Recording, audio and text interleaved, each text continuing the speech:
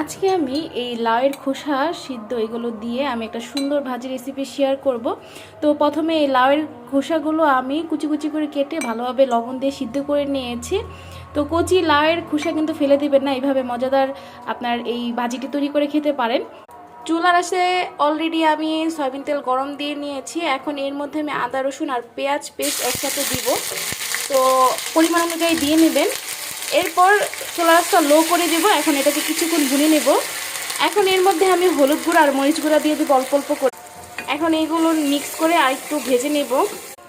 কিছুক্ষণ ভেজে নেওয়ার পর এখানে একটা ডিম দিয়ে ডিমটাকে আরেকটু ভুনে নেব এটার সাথে। আর একটু সামান্য পরিমাণ লবণ দেবো, যেহেতু আগেই লবণ দেওয়া আছে সেজন্য শুধু ডিমের মধ্যে যতটুকু প্রয়োজন সেটুকু পরিমাণ লবণ দিয়ে নিব।